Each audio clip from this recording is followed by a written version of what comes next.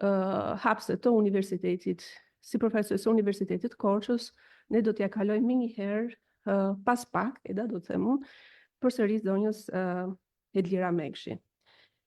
Të nderuar akademik, profesor të ftuar dhe pjesëmarrës të respektuar, i nderuar profesor Perikli Qiriazi, ndjem shumë e nderuar që mu besua hapja e seancës plenare të simpoziumit shkencor, Monumentet e natyrës në Shqipëri dhe vlerat e tyre natyrore, historike, kulturore, shpirtërore dhe turistike.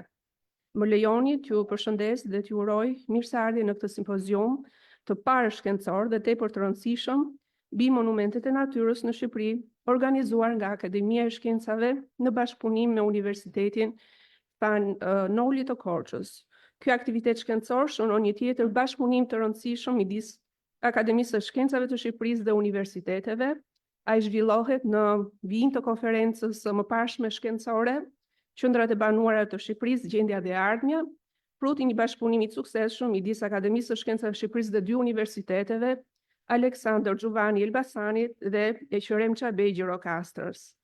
Ky simpozium ka mbështetjen e plotë të akademik Skënder Gjunushit, kryetari i Akademisë së Shkencave, profesor të asociuar Dr. Dimitër Bello, rektori i Universitetit Fanoli dhe zëvendës rektores së po këtij universiteti, profesor asociuar Benita Stavre. Simpoziumi është rezultat dhe i përkushtimit të profesionalizmit të Komitetit Shkencor dhe organizues të aktivitetit, kontributit të cilëve mundësoi organizimin dhe finalizimin e simpoziumit të sotëm. Mirënjohje dhe falënderim për të gjithë të angazhuarit. Të nderuar pjesëmarrës, shpresoj dhe uroj që ky simpozium, duke mbledhur bashkë akademik, studiues, ekspert dhe dashamirës të natyrës, të jetë një mundësi e shkëlqyer për të shkëmbyer ide, mendime, për të mësuar nga përvojat e njëri tjetrit, për të gjetur zgjidhje inovative për sfidat që na presin në vlerësimin dhe ruajtjen e monumenteve të natyrës të Shqipërisë, të kësaj pasurie të çmuar të trashëgimisë sonë natyrore kombëtare. Nga majat e lartë të Alpeve shqiptare deri te brigjet e mrekullueshme të deteve tona, nga kanionet spektakulare të Osumit deri te liçenet e kristal të Akullnajore dhe të Prespës e Orit, Shqipëria është e pasur me larmi të jashtëzakonshme të monumenteve natyrore. Për vlerat e saj shkencore, ekologjike, historike, kulturore, shpirtërore, fetare, didaktike, estetike, turistike, këto monumente duhet të mbrohen dhe ruhen me fanatizëm për ne dhe për brezat që do të vinë. Simpoziumi ka në fokus të tij vlerat dhe problemet e shumta të monumenteve të natyrës, të gjitha llojeve, gjeomonumenteve, hidromonumenteve, biomonumenteve, pjesë e listës të përditësuar të monumenteve natyrës të Shqipërisë, shpallur në vendimin e Këshillit të Ministrave numër 303 të vitit 2019, si dhe disa kontribute të rëndësishme nga monumentet natyrore të Kosovës. Pa humbur kohë, më lejoni që fjalën t'ja kaloj zonjës profesora asociuar doktore Edlira Mekshi, përfaqësuese e Universitetit të Korçës. Fjala për ju, Edlira. Përshëndetje. I nderuar akademik, profesor doktor Perikli Qiriazi. Jo akademik. E nderuar profesor, e nderuar megjithatë nuk gaboj edhe kur e them këtë, sepse kontributi juaj në Akademinë e Shkencave është vërtet shumë i madh, kështu që nuk gaboj, e sigurt që nuk gaboj. E nderuar drejtuese e simpoziumit, të nderuar profesor dhe pjesëmarrës në simpozium. Simpoziumi i përbashkët shkencor Monumentet e natyrës së Shqipërisë dhe vlerat e tyre natyrore, historike, kulturore, shpirtërore dhe turistike është rrjedhoi e bashkëpunimit të frytshëm të Universitetit Fanoli me Akademinë e Shkencave, bashkëpunim që në këtë rast mundsohet nëpërmjet Departamentit të Histori, Gjeografisë dhe Akademisë së Shkencave. Është kënaqësi që të përshëndes në emër në këtë aktivitet të rëndësishëm në emër të stafit akademik dhe autoriteteve drejtuese të Universitetit Fanoli. Për vetë natyrën që ka, ky bashkëpunim midis këtyre dy institucioneve është një vlerë e shtuar për institucionin tonë, nisur nga fakti që adreson një tematikë të ndjeshme për rajonin, në cilin institucionet e arsimit lart duhet të thonë të parën fjalën e tyre profesionale dhe të bëhen promotor të ndryshimit. Sipas International Union of Conservation Action dhe ligjit për zonat e mbrojtura, monumentet e natyrës përbëjnë kategorinë e tretë të zonave të mbrojtura në Shqipëri. referuar profesor Perikli Qiriazit, i cili ka dhënë një kontribut të vlefshëm në inventarizimin e monumenteve të natyrës së Shqipërisë sipas qarqeve dhe paraqitjen e veçorive dhe karakteristikave të tyre, qarku i Korçës dallohet për një numër të konsiderueshëm të monumenteve të natyrës në territorin e tij. Nisur nga larmishmëria e llojeve të tyre, përbërja, formimi, monumentet e natyrës në qark kanë vlera të rëndësishme shkencore, ekologjike, didaktike, estetike, historike, kurative, edukuese, shpirtërore dhe turistike. Ato janë bërë objekt studimi për studiuesit e fushave të ndryshme, specialistët dhe studentët, ndërkohë që vlerat edukative të njohjes dhe mbrojtjes së tyre janë sot një mesazh për brezin e ri për t'i ruajtur dhe transmetuar në të ardhmen. Krahas përfitimit të njohurive në shkolla apo universitete, nxitja e praktikave mësimore në terren, ekspeditat, ekskursionet konsiderohen të rëndësishme në njohjen e natyrës dhe monumenteve të saj dhe përjedhoj edhe në mbrojtjen e tyre. Po kështu monumentet e natyrës dhe në veçanti geomonumentet apo fenomenet geologjike dhe geomorfologjike po preferohen gjithnjë më shumë për të vizituar nga turistët e apasionuar pas natyrës. Së fundmi, nuk do të zgjatem, një lajm i mirë për projektin e aplikuar nga Departamenti Histori Gjeografisë në bashkëpunim me Akademinë e Shkencave titulluar Studimi i qendrave të banuara në Bashkinë e Korçës, Njësia Administrative Korç, Qendër Bulgarec, Drenov dhe Mollaj, i cili është miratuar së fundmi, nuk ka vetëm disa ditë për të realizuar me fondet e Universitetit Fanoli. Le të shpresojmë, profesor, që kjo të jetë një iniciativë që të përqafohet edhe nga universitetet tjera. Duke shpresuar që simpoziumi do të nxjerrë në pah sa më sipër, i urojmë punë të mbarë dhe suksese të gjithë referuesve. Faleminderit.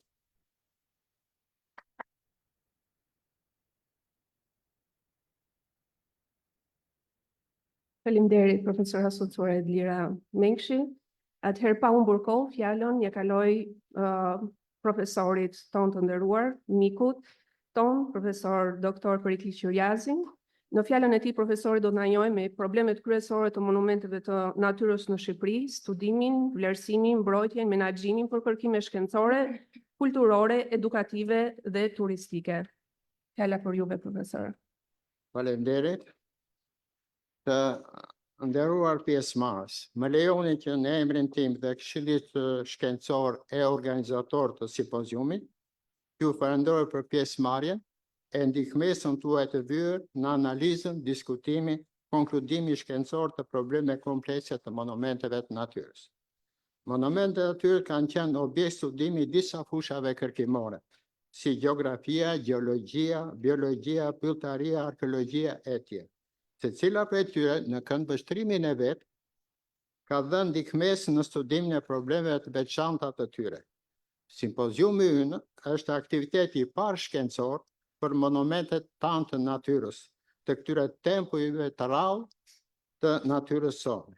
Njëherëzi është aktiviteti i parë shkencor i njësisë së kërkime gjeografike pranë Akademisë Shkenca së Shpejti në miratim.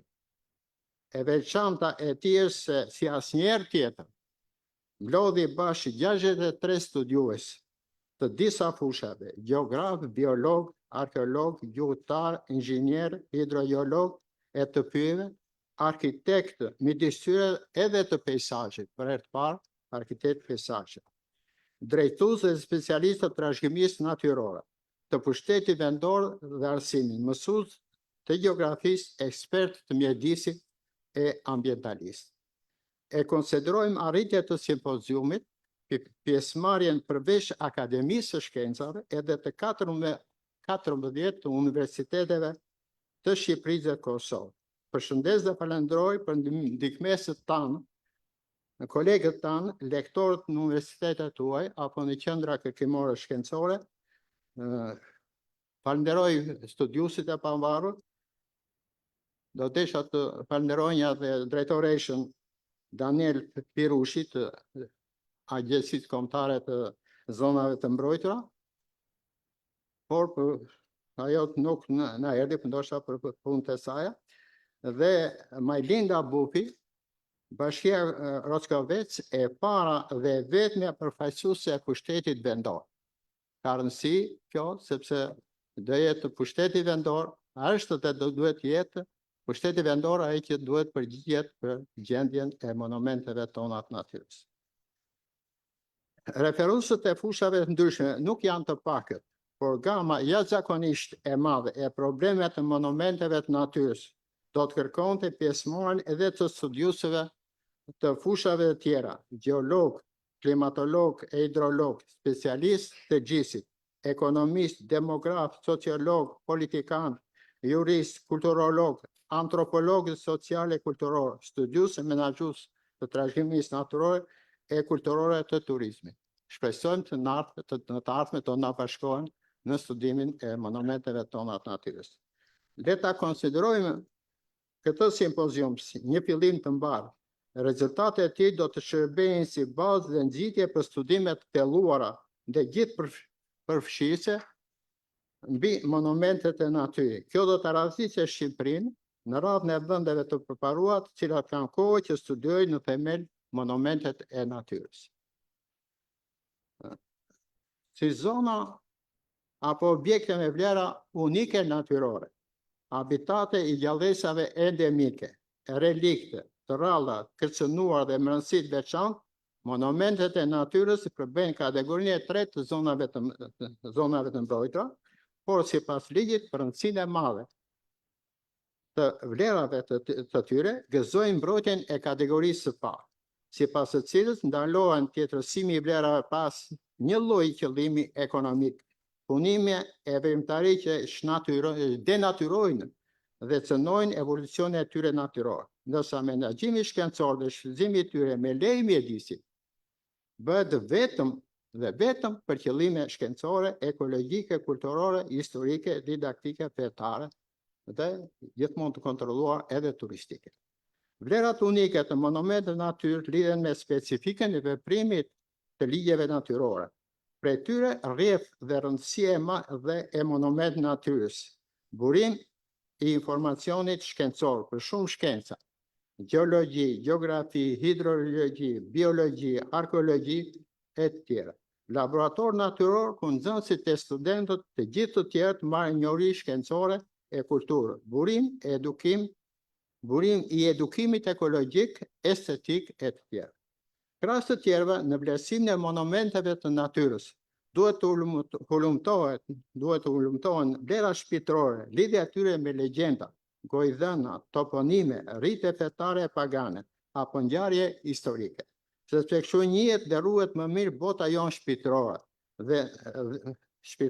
dhe historia, evidentohet dhe rënjohse më tej identiteti ynë kombëtar, traditat tona të pasura, ndërsa monumenti bëhet shumë më interesant për të vizituar.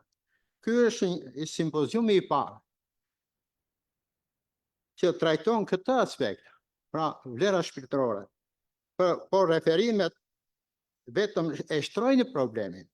Ndaj duhet të studiohen të integruar trashëgimia natyrore e kulturore që plotëson dhe pasurojnë njëra tjetrën. Para vitit 1990, me monumentet e natyrës u morën filltarë. Sipas konceptit të kohës, u shpallën vetëm objekte të natyrës së gjallë, por prej tyre u përjashtuan vlerat fetare. Ligji numër 4927 i vitit 1971 hapi rrugën e shpalljes së monumenteve të natyrës. Deri në vitin 1996 u shpallën 286 monumente natyre që ishin në fakt nga bota e gjallë, drur dhe grumbull pijor me sipërfaqe 460 hektar. Të panjohur, të harruar e pa status ruajtje dhe administrimit, shumë monumente natyre u dëmtuan deri në zhdukje. Ndaj studius të natyrës, geograf, biolog, filltar, geolog, hidrolog, në vitet 1996-2000 ndërmorën projektin Monumente e natyrës së Shqipërisë, drejtuar nga Mitarisi i Madh, profesor Lek Gjiknuri dhe autori i këtij referimi. Rezultatet kryesore të studimit ishin koncepti i ri i monumentit natyrës, që përfshin objektet natyrës së gjallë, drur e grupe drurësh, biotopet, llojeve endemike, të rralla, të rrezikuara apo relikte, dhe jo të gjallë, forma dhe peisazhe, kanjone, gurë, format veçanta, shpella, ujvara, burime, ligatina, liqena, kunajor, e kastik e tjerë. U studiuan 516 objekte të reja natyrore me vlera unike, të cilat të argumentuara shkencërisht u propozuan për statusin e monumentit natyrës. Vendimi i Këshillit të Ministrave numër 676 i vitit 2002 miratoi këtë propozim. Vendi ka listën e monumenteve të natyrës të përcaktuar mbi bazën e koncepteve të reja të IUCN-s. Vazhdoi studimi i monumenteve natyrë që u konkretizuan me botime monografive, artikullave, broshurave, hartave në shkallë kombëtare, siç është kjo harta që e shikoni të varur, qarku e disa rrethe, albume dhe CD-ve. Këto burime u përpritën nga studiues të natyrës, ambientalistë, menaxhues të pasurive natyrore, operatorë turistikë dhe turistë, shkolla, media e tjerë, por jo nga ata që përgjigjen për gjendjen e monumenteve të natyrës. Ata u bën bazë për sigurimin e mbështetjes ligjore institucionore të mbrojtjes së trashëgimisë zonë natyrore. 3 ligje të zonave të mbrojtura, 2002, 2008, 2017. Shumë vendime të Këshillit të Ministrave dhe nga institucionet, Ministria e Mjedisit e Turizmit, Agjencia Kombëtare e Zonave të Mbrojtura dhe agjencitë e saj rajonale. Mbi këtë bazë u shpallën disa zona të mbrojtura, që zënë 21% të vendit, u organizuan mbrojtja e menaxhimit të tyre. Shqipëria, si vend europian, alpin e mesatar, ka natyrë të larmishme, me evolucion të ndërlikuar. Për pasojë ka dhe shumë objekte të tjera që meritojnë statusin e zonës së mbrojtur. Institucionet shtetërore, mjedisore duhet të mbështesin studiuesit që të evidentojnë e të propozojnë këto objekte për statusin që meritojnë. Pas vitit 1990, në bashkëpunim me grupe speleologjike të huaja, filluan eksplorimin e shpellave karsike që zbuluan mbi 2000 shpella. Një tjetër kjo, pasuria e madhe natyrore e vendit, por as pak e vlerësuar. Kushtet e përshtatshme, sidomos shtrirja e formacioneve të tërheqshme, cilat zënë rreth 23% territorit të vendit tonë, mundsojnë mira shpella të tjera. U eksploruan dhe u studiuan shumë shpella të mëdha, shpella e Pucit, njerëzve të lagur, shpella e Pucit 5 km, njerëzve të lagur mbi 2.5 km. Veçor shpella e Zezë, ose si është quajtur sensacioni i speleologjisë shqiptare, për të cilën u përgatit projekt kthimi i saj në muze shkencor, didaktik e turistik. Ky projekt do prezantohet në këtë simpozium. Në verën e vitit kaluar, eksplorime speleologjike nga grupet italiane e polake, bashkë me speleologët e pakës shqiptarë, zbuluan vlera të mëdha që shënojnë rekorde për ne, madje edhe më gjatë. Duke falënderuar miqtë tanë të huaj, po bëj publike këto rekorde. Shpella karsike e shtarë në Curaj të Eprën, me gjatësi 8.3 km, deri tani, është më e gjata në Shqipëri dhe ndër më të mëdhajat në Europë. Vlerat e saj shkencore estetike janë të mëdha. Vazhdon eksplorimi që do shënojë rekorde të reja për masat e kësaj shpelle. Pusi ose shpella e Valbonës, fal eksplorimin nga grupi mas speleologjik polak, në vërbën e cili ka edhe studios, shënoi thellësinë 723 metra thellësi. Mi thellin në vendin tonë ndër më të thellët në Europë. Në këtë pus u gjet në skelete 3400 vjeçar i visës e kapra ibres. Me vlera të mëdha paleontologjike, po kryen analizat për detaje më të sakta shkencore të këtij skeleti. Ky grup vazhdon eksplorimin e këtij pusi karsik. Me siguri do të zbulojnë vlera të tjera shkencore, ndërsa thellësia e tij me siguri do shënojë rekord të ri. Në kanjonin e Lengaricës, Dege Vjos përmet, grupi i madh speleologjik dhe i studiusëve italian, në një masiv gëlqëror me sipërfaqe vetëm 1 kilometër, u zbuluan 13 kilometra shpella, boshllëqe e korridore karstike. Pra në 1 kilometër katror janë gjetur 13 kilometra gjatësi, boshllëqe, korridore, shpella karstike. Kjo është shpella me zhvillim më të madh në Shqipëri, e krijuar nga urat termale sulfurore dhe sistemi i dytë aktiv i këtij lloji i njohur deri tani në botë. Për promovimin e këtij zbulimi të madh shkencor e turistik, il Consorzio speleologjiki hipogenetici organizoi aktivitetin në barkun e dragojt, kështu quhet, hyrja quhet shpella e dragojt, dhe këta kanë emërtuar në barkun e dragojt një udhëtim në zonën karstike termike sulfurore të Lengariçës, organizuar në Perugia në vitin 2024, në mars të vitit 2024. Ndërsa tek ne asnjë lloj reagimi.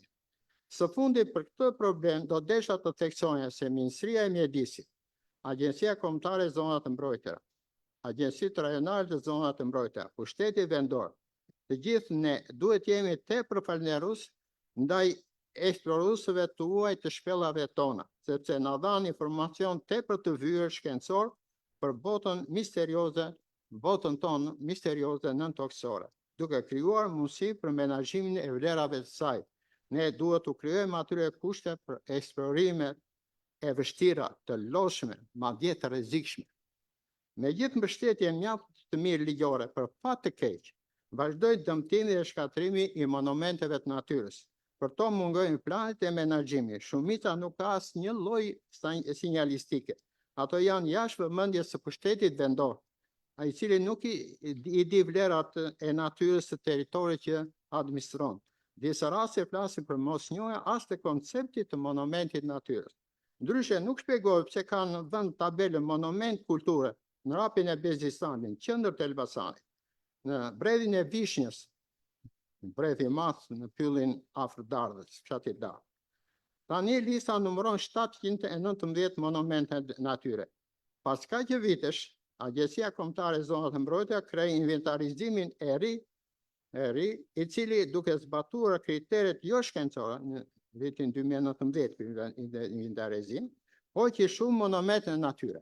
Pra duke mos njohur kriteret siç duhet, hoqën shumë monumente natyre. U hoqën monumente që nga dëmtimi i rënd, në shumicën e rasteve nga veprimtaria e gabuar njerëzore, humbën vlerat e tyre. Nëse do ishin treguar të kujdesshëm, nuk do të ishte thar rapi legjend i mashkullorës, apo rapi i Qershizit në qendrën e Gjirokastrit, qytetit Gjirokastër, duke privuar banorët nga një vlerë natyrore dhe historike. Nga mosnjohja u hoqën nga lista monumente me vlera të mëdha shkencore, ekologjike, kulturore, didaktike, si taraca e vjetër detare e Kuzbabajt, taraca detare e Dajtit, që dëshmojnë për evolucionin gjeologjik e geomorfologjik të territorit. Liqeni akunajor i Gramozit. Vendet që kanë liqen akunajor e quajnë vetëm me fat dhe i ruajnë me fanatizëm. Ne e patëm dhe hoqëm nga lista e liqeneve e monumenteve natyrë. Fortesa e Kelmentit, pllakat e Sarandës, disa forma dhe shpella karstike e tjera. Por hoqja dhe monument që shteti nuk mundi t'i mbronte. Veçojmë plazhin e Generalit në Kavaj, i quajtë materniteti i breshkave të detit, ku turizmi kaotik shkel ligjin e zonave të mbrojtura e konventat botërore të mbrojtjes të kësaj specie, globalisht të rrezikuar. Hoqi mundësinë e zhvillimit pranë tij të turizmit spektakle biologjike, të dhuruar nga kjo breshk.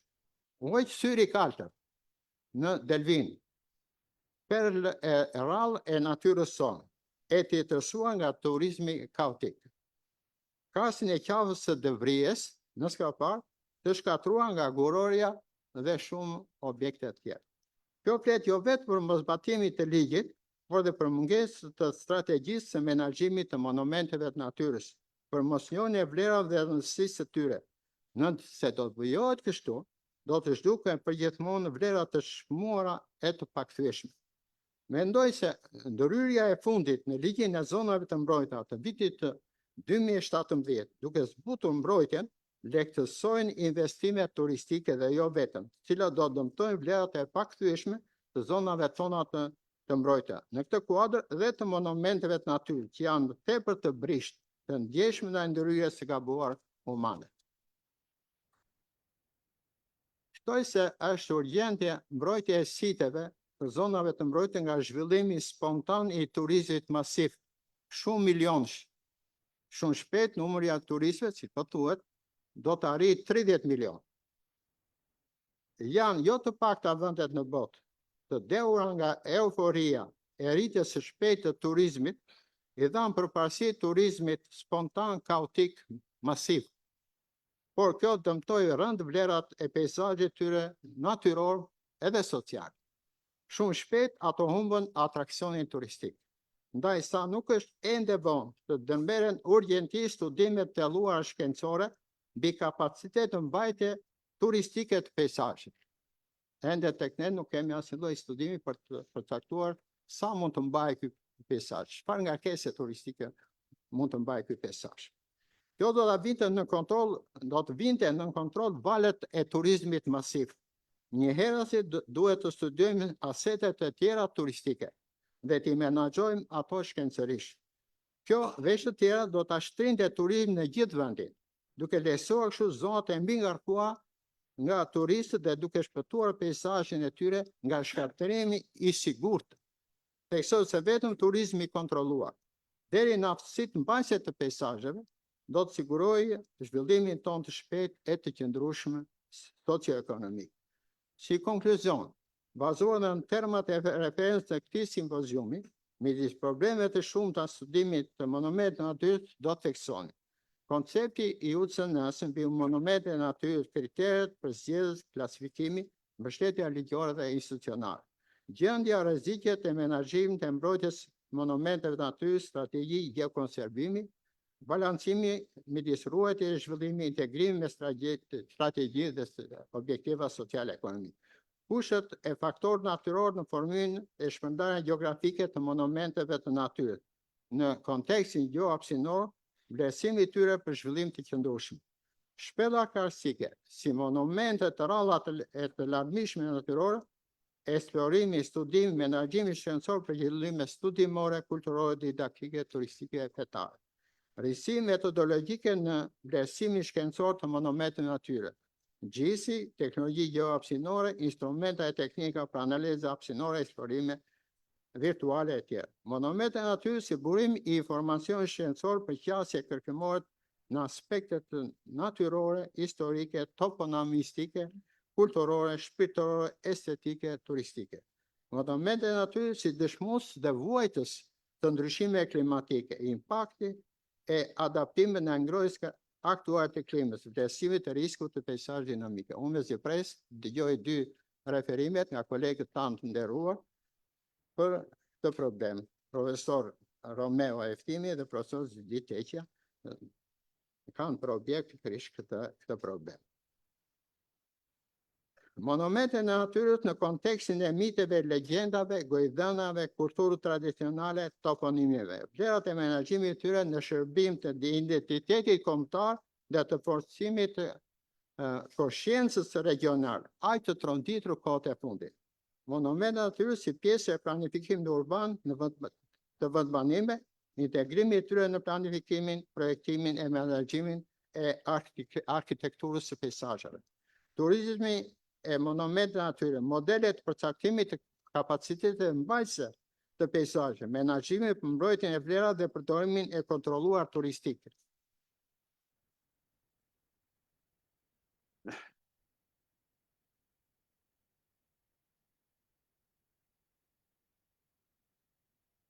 Të fundi, unë do të theksonja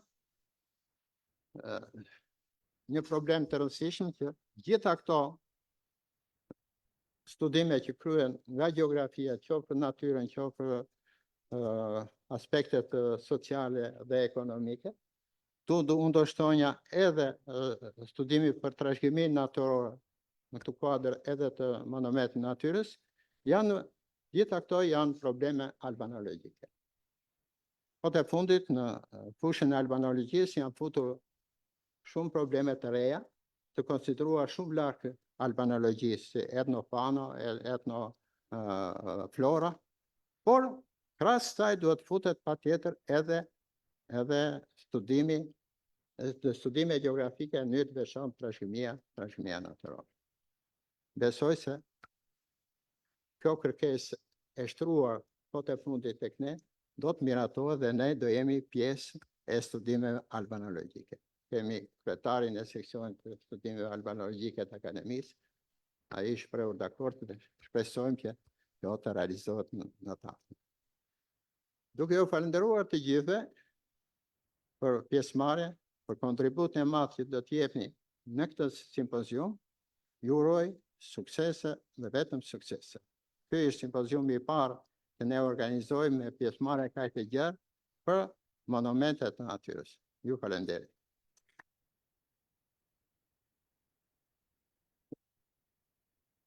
Ju falenderoj profesor për i kriju për fjalën tuaj frymëzuese dhe sigurisht që promotori i gjithë këtij aktiviteti, iniciuesi kryesor i aktivitetit.